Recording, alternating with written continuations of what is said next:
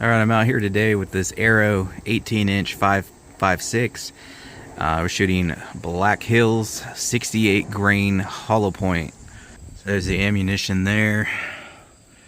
Close up on them.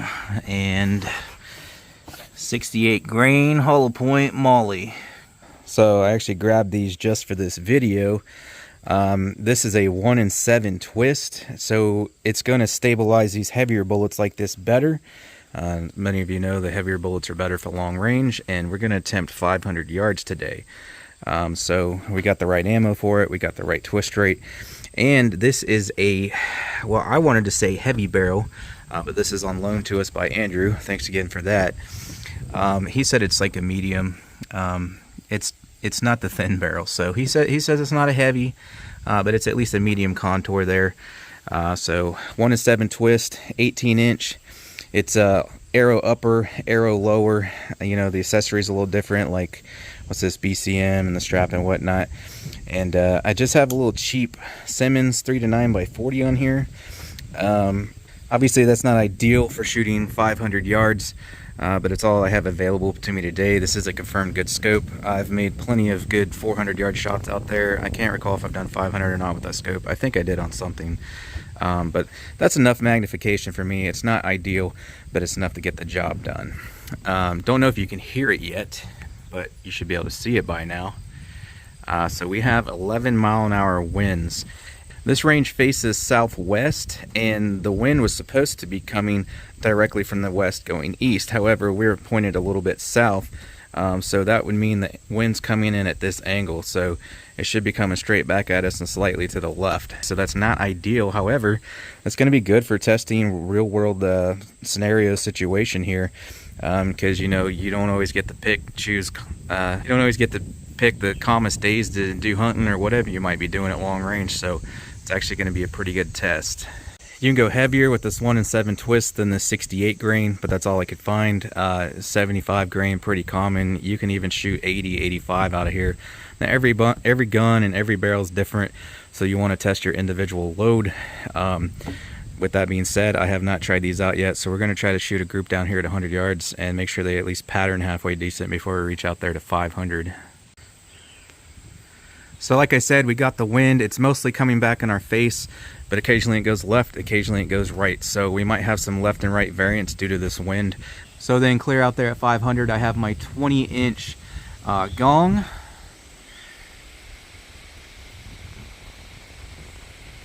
I'll adjust the camera here in a second, but you should be able to see that white gong roughly center screen there. So that's what we'll be shooting at 500 yards there.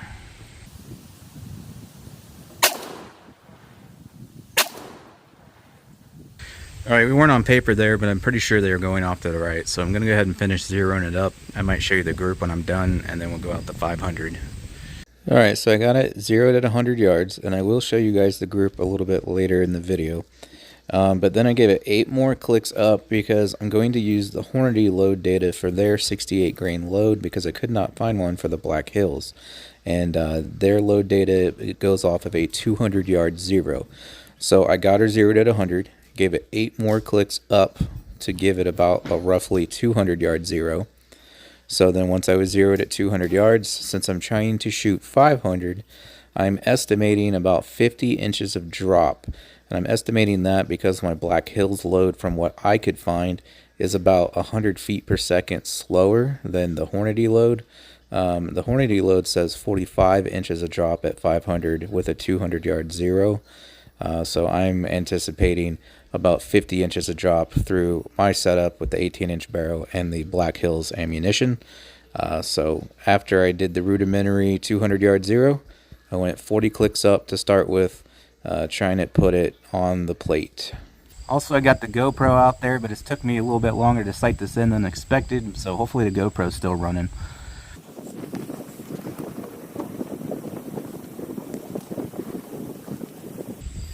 So these first 2 shots here I missed. I did not see any feedback from low hits on the dirt or anything like that. So with that, I assumed they were going high, which they were. And so I gave it 8 clicks down to try and get it on the plate, which would have been about 10 inches of adjustment at 500 yards.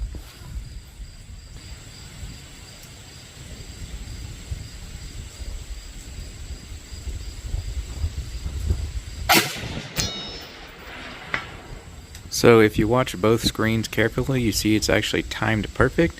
That secondary impact you're hearing is the sound traveling back from the impact. The bullet is much faster than the speed of sound in this instance, so that's why it is delayed coming back to the first camera.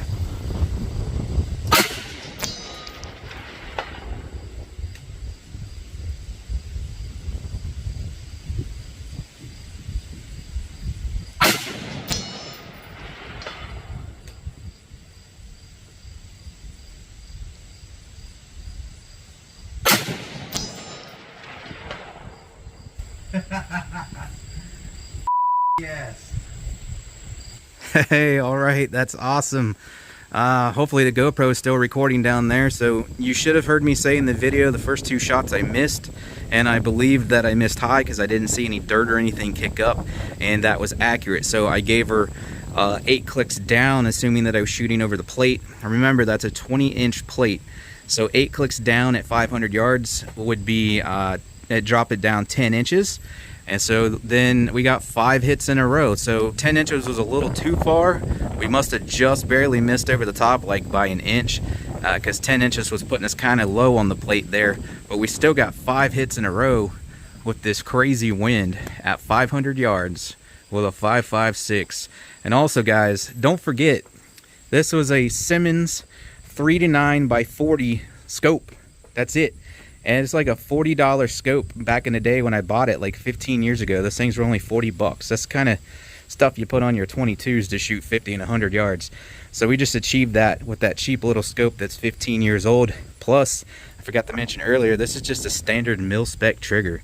So it's not set up for long range shooting at all. The only thing I got going for me is I'm using good ammo here. That's the proper weight for the twist, and the extra 2 inches having an 18-inch barrel instead of a 16-inch, you know, that helps a little. But still, 20 plus is ideal for shooting 223, 5.56 long range. And we still made it happen today with a mil-spec trigger and a little $40 scope from 15 years ago. So anyways, I'm gonna head down there now and we're gonna check out the hits on the plate. I could kind of see them through the scope, but like I said, that 9 power is not really enough for 500 yards. All right. So there's our hits. Now I think, remember the wind. So I'm moving a little. I can see the crosshairs going back and forth on me about this much, and I was also going up and down about this much. It's not a lead sled. The bag's not perfect, but it's pretty good. But you do have a little bit of movement there. You guys will know from the GoPro. Actually, let's see if this thing's still recording here. If it is, then we got every shot. All right, we should have some footage from that. It's still recording. Awesome. Okay, anyways. So, you guys will know from the GoPro, but I didn't see my first shot. I was like, oh, I missed. And then I heard it. So I'm assuming that was the first shot. After that, I honestly kind of lost track. But you can see here, look at the height. We only have like a 4-inch height difference at most. So that left and right was most likely the wind. So sometimes the wind kick up and push it this way a little, and then sometimes it would die down or come straight back at me, and then we're hitting over here. So that's the wind right there. So those 68 grain bullets, that's actually pretty dang good for a 5.56 for the kind of wind I was shooting in to only affect it that much. Because that's, even though it's 68 grain, that's still a pretty light bullet when it comes to long range shooting there. Ideally, you would want very calm winds to shoot 5.56, 500 yards or further.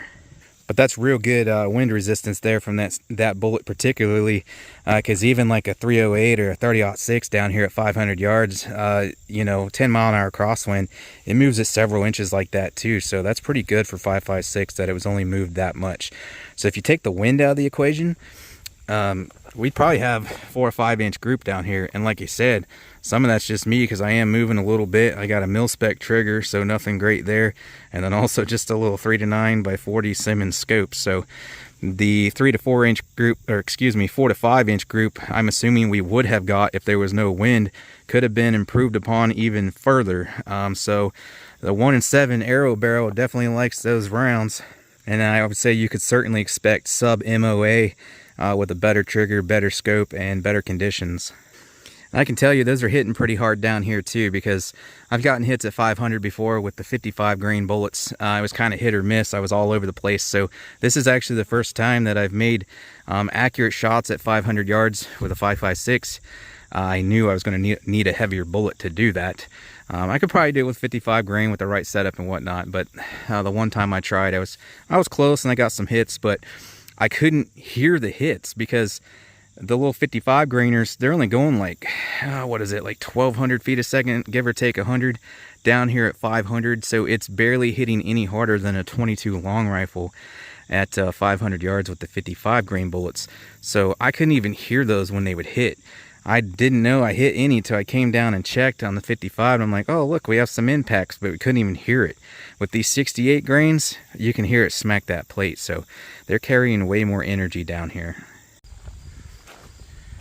All right, so generally I like to quit while I'm ahead. I got 5 hits in a row there. I should probably stop while I'm ahead before I start missing. But it occurred to me that some of you, especially if you're not regulars to the channel, you might not believe me that I made those hits, especially in these conditions here. Wow, it just kicked up a lot right there. So I'm going to try to get a few more hits with the rifle in the video. I don't know how well it'll pick up the sound or where I have to put the camera and whatnot, but we'll see if I can get some on camera here, just to confirm for those of you who may doubt that I'm actually getting hits out there. I certainly am. I have no reason to lie to you guys, but we'll see if I can get a few on camera where you can actually see me shooting and hitting it, and hopefully it'll just pick it up in the audio.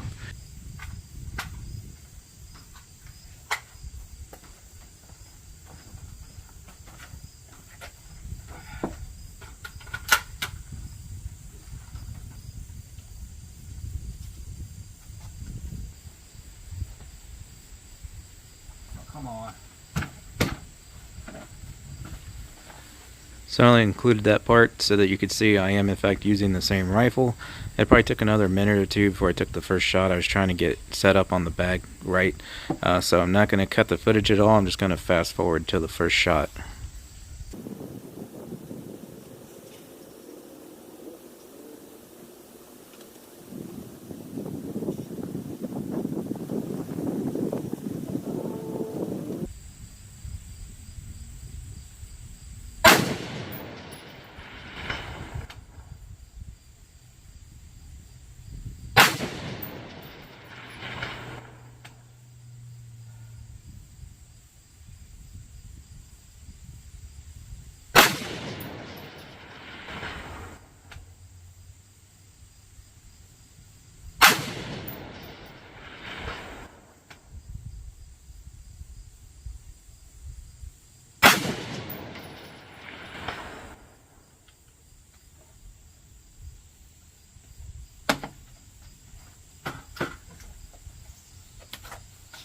All right, but hopefully you guys could hear the hits. It's probably easier before because my camera has a microphone zoom feature that it zooms the microphone. I'm not sure how it works, but like when I was zoomed in on that at 500 yards, it zooms in on whatever sound is going on down there. So you probably could have heard it in the footage where it was zoomed in a little better. Hopefully you could still hear it there, but I just got 5 more hits in a row. I gave the scope 1 click up since they were hitting a little low. But regardless, I just got 5 more hits in a row, so let's go down there and check it out. Let's see here. Alright, so on the way, I'm going to show you guys the 100-yard target. I wasn't trying to print anything like astronomically great. I was just kind of getting on target and pulling the trigger. But from what I could see, even though I wasn't trying that hard, it printed a pretty good group here at 100 yards considering I wasn't even trying. So I'm going to show you that real quick.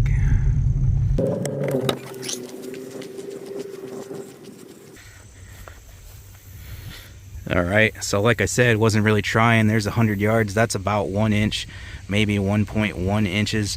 Those two are touching, so that was probably me because, like I said, wasn't even trying that hard.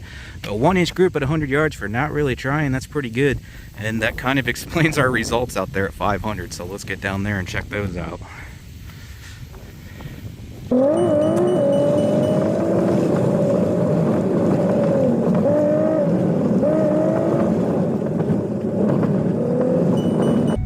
And that's why there's mud on the side of the car.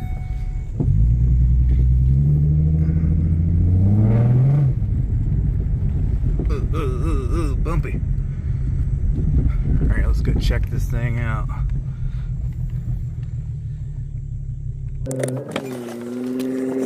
Okay.